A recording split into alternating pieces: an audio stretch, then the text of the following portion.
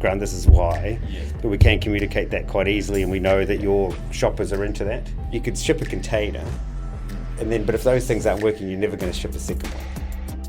And if you're not willing to go, then I would sort of question where you're really willing to invest to do it.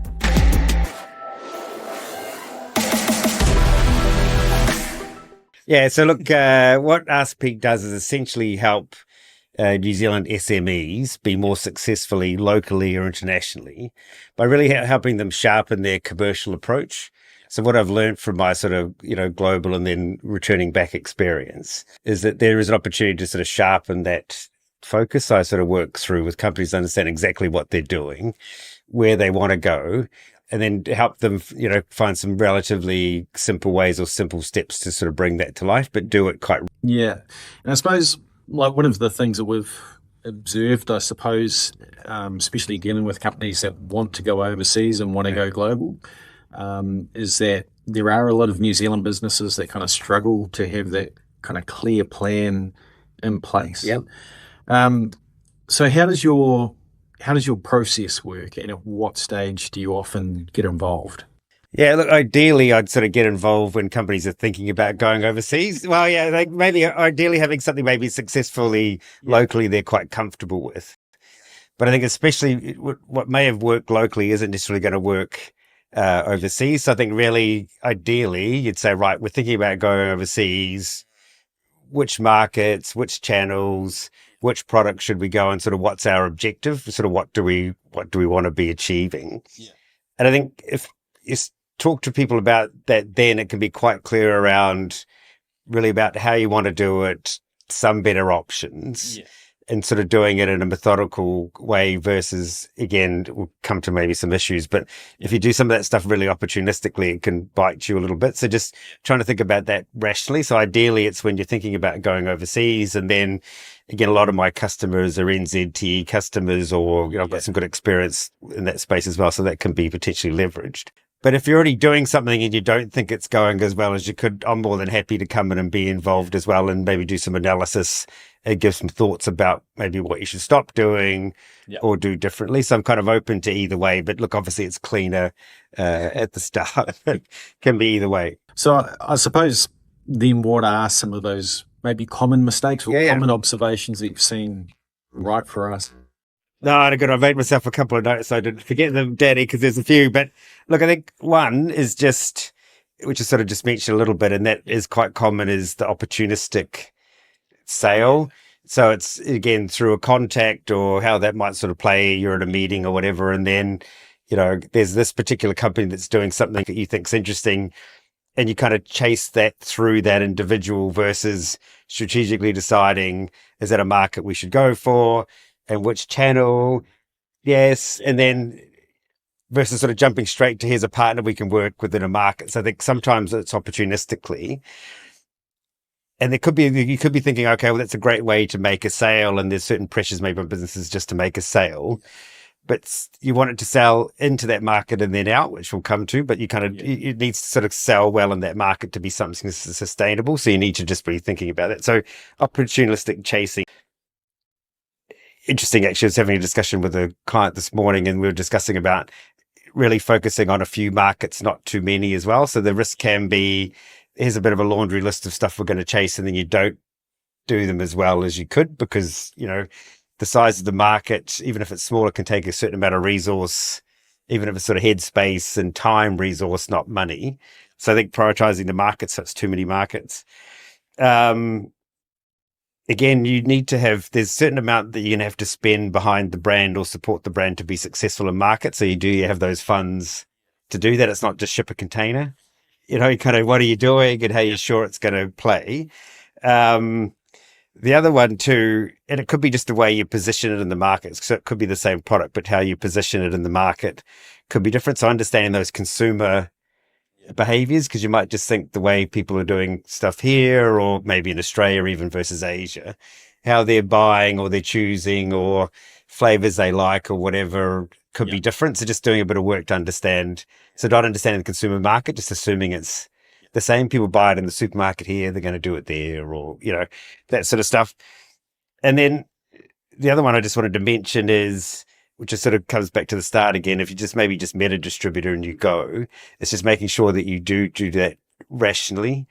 And because the answer may be actually you can go straight to the retailer, even you don't need to go through a distributor. So just working through that stuff rationally. So I think it's more overall just being more thoughtful and rational than opportunistic.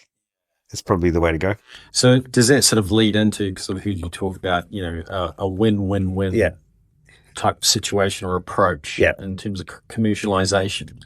Is that what that's all about in terms of just making sure that it works for everybody and everything is kind of covered off? Yeah, look, well captured. So I think, look, the answer is right from the consumer needs, say there's an end consumer or shopper, they need to see value in your offer. So, versus what else is there that's quite good value. It doesn't mean it's the cheapest, but for what I'm getting, I feel like I'm getting good value. So I want to go back and buy it with a good quality product or whatever. So you can, that at the end of the day, your success is going to be relative to that consumer demand, because if it doesn't move back through the chain, it's not going to work.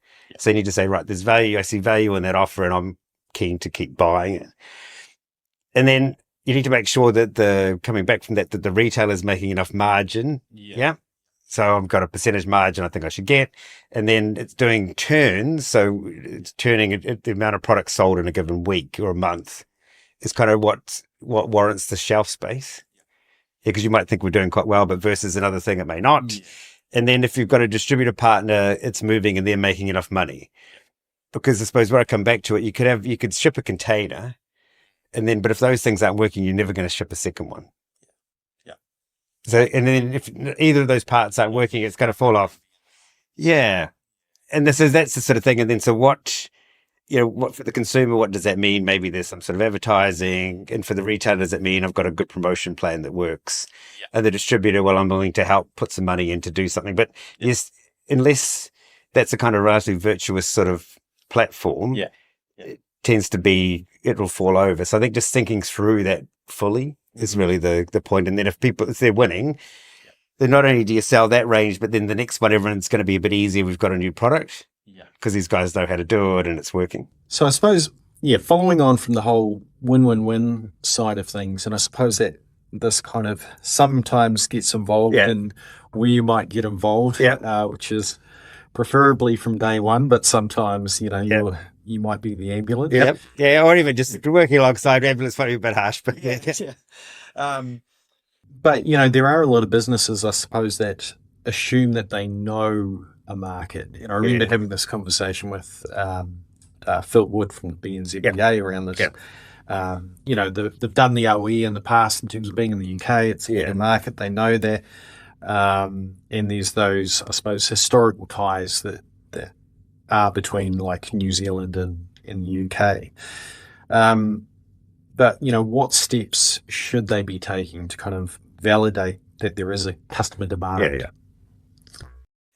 Look, I think there's a certain amount you can do remotely. Yeah, and that's sort of a good start. Do some desk research, via just looking at online stores, see what's happening. Is there, if you think you've got a product, is there something that you can equivalize or benchmark off and say, right, there's some similar things and it's this kind of price point that would make sense. I could be a bit above or below, but there's sort of something a bit like that in the market and it's sort of sold in these places. So look, and a lot of stuff's available online now. You get a pretty good view on ranging and pricing.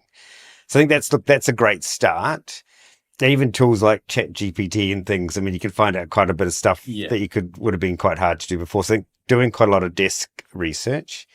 There's some other quite good online resources, and Dan, I know you're aware there's a NZT website that even if you're not a focused customer, you can get some quite good information from. So quite a bit of good desk research you can do. Look, then I think apart from going there yourself, which really you want to be doing, because I think you want to go and look and see and go and see where sort of competitive benchmark sort of products are, and ideally talk to those that are, say it's in a store, go and talk to the retailer, what's sort of working, what's not in this space, who serves you well. That kind of could give you some good indications of distributors. So nothing beats going to the market and then doing a bit of, on the ground work yourself, asking guys questions. And often people are quite open if you're just sort of an individual going and seeing. versus, I mean, that, you can do this, like you can reach out to the sort of experts in market, or someone like me can also help with, right, we're thinking about X and Y, what do we think? And here's some stuff to think about. So you can get some good sort of support advice, but nothing quite beats going and seeing, and also going and seeing with the eyes of that category. So we're going to play back your OE example. Maybe you were there and you have a general sense, but you didn't have that lens of the thing that you wanted to do. So then going back and saying, right, I think, where I want to be is in department stores and pharmacy or something, wherever you kind of think it is, and literally go and check out those stores. What's the range? What's the pricing? What's your different benefit? I mean, that's the other thing is, if you really can't, which I'm a big fan of, if you can't really articulate why your thing's a bit different to the market, you'll get sucked into a price game, which isn't great. So you go and see the market. How do you think your offer's different?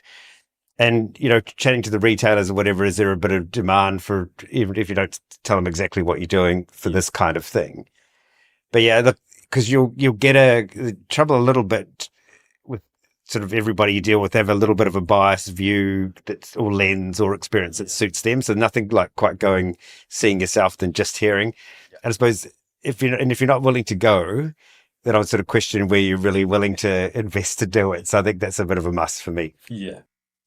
So I suppose, that kind of covers all the research side of things. But for some businesses that are like, it's their first time of exporting and doing that, and I suppose it is easy to get carried away sometimes with, like, I'm going into a market with, this number of consumers. Yeah. And for some people, that's quite mind-boggling, and probably, people are frothing at them. That many consumers that can be there. Yeah. But, what are some of the key things that they can do to stand out? And I suppose, as you say, sort of defend their value, or be able to articulate their value as well. Yeah, look, I think being really clear about what differentiates you and what that story is, and often from New Zealand, it tends to be sort of more food and beverage. Often that's maybe the ingredients or how it was grown. Again, and quite famous ingredients from here, whether it be Manuka honey or sea minerals or whatever. But is there something that you can actually articulate that's quite clear? A great example. I've done a reasonable amount of work with Bostock Brothers Organic Chicken. And it's a great example of how they've sort of positioned themselves as, grown in the Hawke's Bay organically. There's image of the founders of George and Ben. And then, what's been neat there is they've articulated that really well, and we've sort of worked with them to do that with retailers. So they get straight away. And then that's sort of, we're talking about, we're growing the grain and growing the chickens and doing it well. And then that's supported really simply with imagery. So one of the images that's really strong for that is chickens in the orchard. Yeah. And it's sort of like everyone gets it. That's from New Zealand, and it's natural, and it's only organic. So that kind of gives them the only organic chicken gives them a sort of clear differentiation. Then they bring that to life quite well. So I just think you need to be able to sort of do that and communicate that quite clearly. And then you've got a bit more confidence to go in and say, look, this is different versus the stuff you've got. And then also too, it's different. And then the shoppers could get it quite easily, because this is how we're going to communicate it. Yeah. I think that is those two stages. Say, okay, here's the background. This is why, but we can communicate that quite easily. And we know that your shoppers are into that. So being thinking about that's important. Do you work with them in terms of helping to kind of articulate that differentiation? I do. Yeah. Look, because I think one thing that's really key, and I think this is what I do with a number of players, is we should better say one of the big things I like to do is then do sort of a direct sell into the retailers, even if it's with a distributor, but do that sell-in. And then you sort of articulate on one page what your offer is and why it's going to move the needle for them. Yeah. Yeah. And then you can say, right, because, we know your customers or whatever, or the market is sort of looking for this. We answer that question because we're A, B, and C. And so because of that, you're going to do better. So, and then look, one of the big messages that I'd love to sort of share today is when you're selling in, you have to look at it from the retailer's lens. Yeah. So it's a little bit, what are you doing for me? How am I going to sell more? and make more. And if you've got a clear story of how that pitches in, great. And then that's because somehow it's different. And I think if you can't articulate that, because we've got these differences, people are willing to pay more or pay differently, or they're going to bring in those customers are currently in this channel and they're going to come to you because you haven't currently got it, but you need a really clear selling story. That's a big part of what I want to do, because if you can get the retailer hooked on that's what's different and this is how you're going to add value to my category, then you're away. And if you can't, then you really haven't got a sales pitch, because it's a little bit like I've got 10 others like that. Yeah. Then you're just really on the back foot. Yeah, and I was going to say as well, is it a little bit of a reality check moment for some people as well, because saying that, I've got food from New Zealand is not enough. Like, there's got to be more to the story, and sometimes that story is not going to be exciting to the retailer. So it's got to be told in a way that's going to make sense for them. No, that's it. I think, look, everybody needs to believe in their own ideas, but I think you do want some sort of reality check. That's where I'm quite keen on the go to the market, see what stuff's really priced. Can you really be clear that it's differentiated or not? And it might be to say, well, not 100% yet, but if I did these other, then I'm B Corp certified or I'm whatever, that's going to add the elements. And I think I've got enough that's different. Go with a differentiated offer and you're going to be much stronger. No, definitely. And yeah, I suppose that leads into as well, one of the things and this kind of goes back across some of the other questions that we've had is, that whole thing of the first step for a lot of exporters, or where they look to, is often Australia. Yeah. And, it's just across the ditch, or that type of thing. It's just there. And it's a much bigger market. But what have you observed in terms of Kiwi's approach to the Australian market? And is there quite a bit which is kind of that we underestimate in terms of what we need to do to actually be successful over there? Yeah, so look, you've had some reasonable learnings in the Australian market. I think you've got the two big players, Coles and Woolies. Yep. And then playing with them, you need to be able to move product quite well, and there's certain sort of costs associated with that. So I think, so let me come back to those. So the other sort of play is independence. So that can be a good way to so there's independents, supermarkets, and sort of some premium food stores or whatever that you can play with, that maybe helps you kind of learn a bit more and get the pricing sorted and go. So that can be a way to go and sort of build up and get some learnings and do that. It's a big country. Yeah, which can maybe sound quite simple, but in terms of actually distribution and managing that can be quite costly. So then a little bit especially when it's independence, finding a national distributor to manage some of the stuff's not easy as well. So I think you're right. The whole cut and copy New Zealand and go to Australia, I would say, more complex because a few more moving parts in terms of retailers. You've got distribution costs across the states. And again, we know how far Western Australia away is or whatever. So you can often find you need a number of distribution partners to do that successfully, especially some of the food plays. And then with Coles and Woolies, so they've got big numbers of stores. They've got circa 1,000 each. So then just, can you get something in there that's going to meet their needs in terms of the turns and how many stores you should be in? So again, some learnings on that. So maybe you shouldn't sit at the whole 1,000 stores. Maybe you want to be in the 300 premium stores. And also too, then again, I sort of go back to the earlier conversation, is selling it's fine. And I've had some projects where I've sold in quite well. We haven't just been able to get the turns going for whatever reason. Maybe we didn't promote enough. It was a bit, not quite fit. Can you clarify what the turn? Oh, yes. Yeah. So what I mean by that is essentially we need to get weekly turn of product. So it needs to be, yeah. So essentially, and what you can actually often get from the buyer, which is good, is say, category average per store per week, we should sell X. Yeah, so my category, so they'll have expectations on margin percent that you need to meet.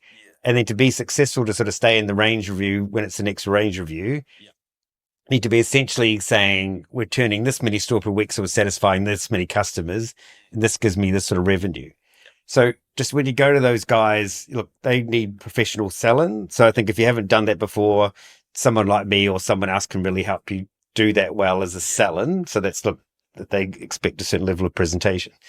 But then more importantly, actually, is what is your plan? And are you comfortable that you're going to get the run rate or the turns or the units per store per week, that after the, 3-6 months, everyone's looking at being successful? Because quite fairly, they're ruthless. Yeah. And it's like, okay, instead of that space, Bob over here can give me something that's going to turn better. Thanks very much. It was good to work with you, but we're moving on. And look, in a fair way, don't get me, I'm not but understand what those requirements are, and then having a plan to deliver against it. And then maybe again, you don't do all stores, you do a few. And then maybe even two, you just say, right, Coles and Woolies in one go is too much. Yeah. We're just going to start with one. So I think just trying to sort of notch that down. So again, sort of premium or independence, and then think about if you're going to go with the big guys, maybe lesser stores and a clear plan. So I suppose then sort of going back to more broadly other markets and things like that, New Zealand exporters typically look at the traditional kind of wholesale and distributor models. Yes. Things that are there. So this is obviously a very broader question when it comes to, other markets being involved as well. How should they evaluate and refine that channel strategy for growth? Yeah, look, I think part of it is actually, again, just understanding what's happening in the market. So what options do you have? Because you'll find in some, especially some Asian markets, that say e-commerce is very developed. So is that sort of a bigger play? And I think one thing's thinking about sort of where you want to start and then how you want to evolve as well. So do you do something? So again, look, understanding what's happening with the consumers in the market, you sort of want to meet that, or at least understand what options that gives you from a kind of buying point of view. I think then too, to say, right, well, we think, the e-commerce play, you probably do have to have someone on the ground to help manage that, because often there's a lot of moving parts and a lot of touching with that. So you probably need that. With bricks and mortar retailers, that can be interesting depending on how big they are and how much they want to buy. Potentially that can be done direct. So I'd sort of map back from where are the consumers shopping that you want to target. What does that look like? What options do you have? So look a bit the pros and cons of each. Yeah. But then also just look, I think one thing that can be good, especially sort of for the food and beverage stuff, which is often what comes from here, is you say, right, let's not go too big too quick. It might be to say e-commerce is quite good because it helps us establish the pricing, and then doesn't matter exactly where you are, people can access it and you can try some different promotions or whatever. And then it might be to say, in conjunction with that, we also want to go slightly more premium outlets that are less sort of caught up in the price. Yeah. That can make a lot of sense. You establish yourself as a bit more of a premium positioning. The kicker to that is just thinking of, okay, if that goes well and we're doing well, where do we want to expand to?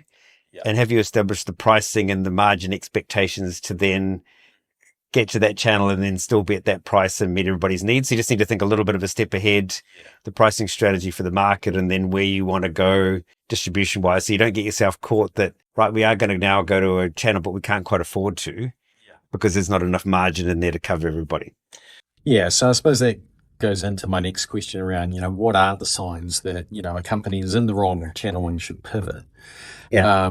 And, do you have an example of a business that kind of had to go through that? Yeah, look, I think essentially it comes back to that win-win-win piece again. If somehow that's not really working for somebody, it'll tend to fall over. So, and again, they won't mind me saying, but so what we were doing with Bostock in Singapore was we were going via a distributor at one point. Yeah. And then actually we figured out, just especially with fresh, we were looking to go fresh, just sort of managing that to a degree, managing that in timely fashion, and then making sure the numbers worked out was challenging. Yeah. And then so actually we've now got direct partnerships where that sort of works. I think it's a little bit right. One of the things, I think, look, say you've got something established or you were establishing something, I think it's good to have KPIs with the distributor and be checking those regularly. If that's not really working, it all makes sense to everybody that you should move on. Yeah. And a little bit what's quite not working, and say in that case, it was sort of the time and the cost to get there just wasn't really serving the market. So if we could do something a bit more direct ourselves, we could do that quite cost effectively. And then actually the guys get behind it as well because the pricing's making sense for them. So I think it'd be comfortable. Look, if you've started something, you want to see it through and see if you can tweak it, but also be comfortable if it's not working, make a change. Yeah. No, absolutely. So with some of the global supply chains kind of in a bit of flux. Yeah. At the moment. No, indeed. Yeah. What are some emerging models? Oh, yes. Yeah. Market strategies, that especially they could benefit New Zealand businesses because we're always up against it. Yeah. No, it makes sense, and especially if you're smaller. Yeah. So look, depending on the given market, but then there's sort of cost to serve elements you need to look at as well, is obviously you can do D2C. Yeah. So you can do it from here or from some other, third party fulfillment or something. But essentially, can you have a website where they can order directly? Because again, that's going to take some cost out for you and maybe it lets you learn and establish margins. I mean, the other one I was thinking about is, is there a company that you'd be comfortable to collaborate with that's in the market already? So you say, we want to go to X market. These guys seem to be doing it well. Look, it could be another New Zealand company. They're open to do something, or it could be a distributor or someone that's in the market. And can you say, right, are you open to do something together, which sort of then reduce the costs or exposure so you can play some sort of collaboration? I mean, the other way, which can be quite good, again, you just need to make sure it's going to work for them and it's going to sell. But retailers are much more open to list you, or it's at least a factor if you're exclusive. So one of the things you can think about is to say, right, we want to be in X market. We think this is the target retailer. We're going to go to them first or early on and say, we want to be in here and we're willing to offer you exclusive for 12 months or something and see how that goes. Look, I think you really still do any of those even newer collaboration models or direct to consumer or whatever. You just want to sort of map out a little bit the cost sitting behind that, because at first blush it might feel like that's quite good, and then when you get to actually what you've got to pay and do, it may not be as good as you thought. But I think all I would say is be open to, especially when you're starting a new market, Danny, you've got no baggage, so you're not caught up with the distribution model. And now with e-commerce and a number of the different plays, you don't have to go the same as everybody else. And again, with the Bostock example, we went straight to the retailer, which maybe wouldn't have been expected, and that's turned into a great win. So I think be open to sort of challenge yourselves and maybe speak to some, guys like me or whatever that had some experience, just to say what are our options, and think about it. And I think you can find some good ones. Yeah. So, I mean, one of the things that we've looked at as well is how can smaller businesses with limited budget really innovate in ways that are going to help create those sort of export opportunities. Yeah, so if you've really got limited budgets, I think, look, it's a bit about focus, really, because if you've got limited money, you want to do a few things well. Yeah. So how can you really prioritize a market? Maybe you said, I want to be in Singapore or whatever. Yeah. What's that market? Is there a kind of niche that you can particularly pull off? Is there a partner you could do that with? Is there some learnings you can leverage, but go quite focused? And I think then you can get a sense of some success that you can then build off. So I think that the answer has to be less and do it well with the intention of growing. So I think then you can do it cost effectively. You can say, and again, maybe it's then do a lot of thinking and planning before you do something. Yeah. But if you say, right, we believe the target audience for our thing is really in this market, there's quite a good rich vein. Actually, there's quite a key player we could partner with. We're going to go and actually make a proposition to them and do that well. And then we've got a success story we can leverage. But I think just being laser focused, but I've used, but being as sort of focused as you can. And then also with that, be open to some learnings, because you're maybe going to get some quite good learnings you can leverage. But if you've done that quite small, that can be good as well, because you're not exposing yourself too far. So it's probably focus helps you when you've got limited budget. But are there industries where, innovation from New Zealand businesses in particular, they are well received overseas? Yeah, look, I think it's a little bit the classic in that. Yeah, look, I think and I think, look, we have to, I suppose New Zealand has to keep moving. It can't just be the sort of classic stuff. We've got to keep maybe leveraging those ingredients in a different way. But look, there's obviously good good support for, how the sort of food and beverages are being developed here. So you get that. I would say that needs to be, need to evolve and be on the value chain. So I think the answer might be you start off with X, but how are you sort of making it X plus and sort of continuing to innovate? So I think food and beverage is clear.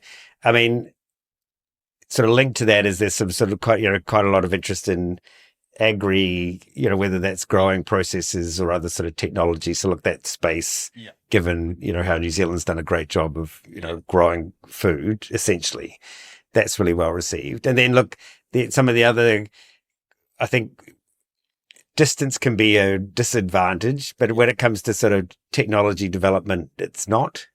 Yeah, because you're not shipping so much a, packaged good or whatever around. So I think that seems to be opening up more. So whether it's fintech or some of the stuff that's happening in the sort of movie world or whatever, that's the space. But yeah, look, I think I sort of message a little bit on the food and beverage, and it sort of goes back to something we said before.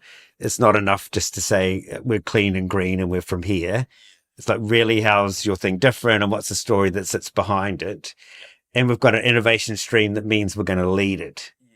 So you kind of need to be able to articulate those things. So I'm not just your guy today, I'm your guy tomorrow, because I've got these other things coming down the pipe to help you grow your category. So look, hardcore, it's going to be sort of food and beverage still, but with innovation. Yeah.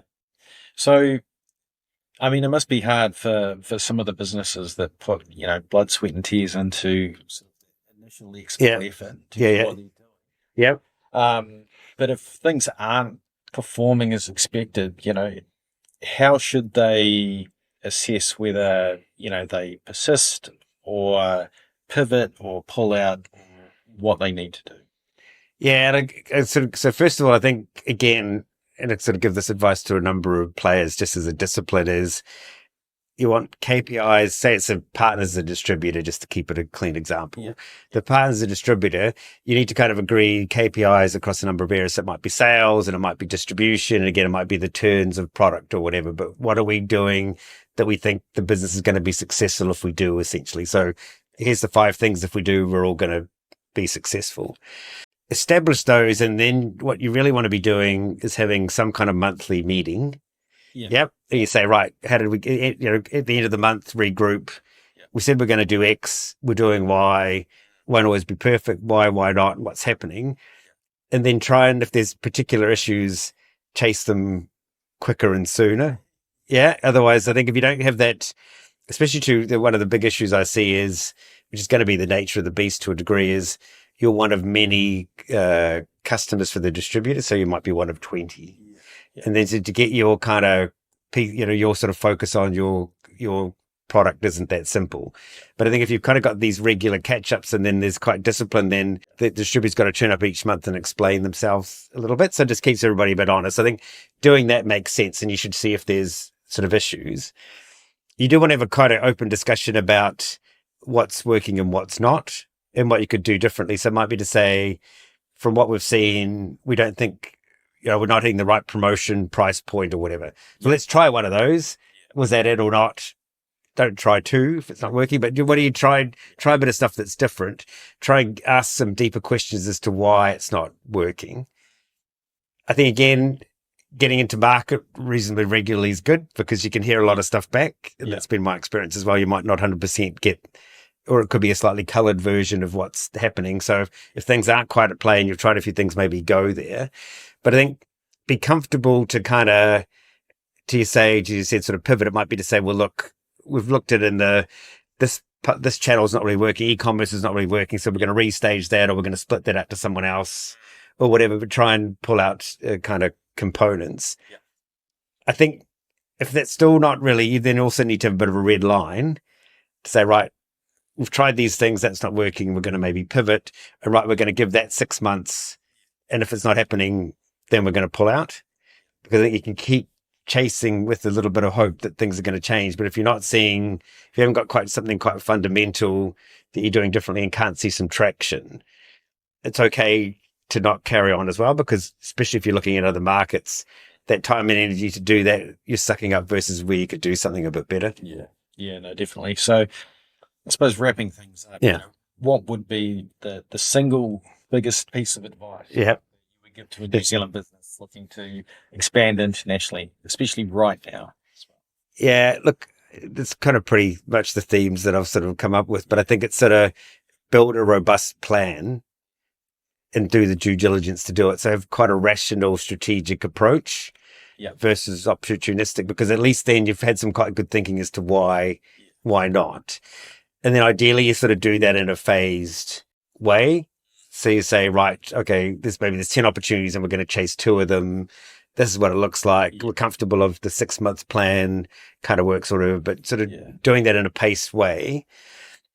And then just doing the due diligence that sits behind that. So, when you're looking at distributors or whatever, kind of dig into that stuff more and what have you. So look, it's really having a robust plan that you're capable with, and then maybe even try and get a bit of feedback from guys that aren't too close to your business on how they see that as well. But it's just doing that thinking, because it's much harder once you've gone to correct stuff.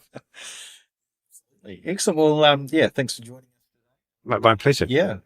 Look forward to having a look more at Ask Pete. Fabulous, Danny. Great pleasure. Thank you.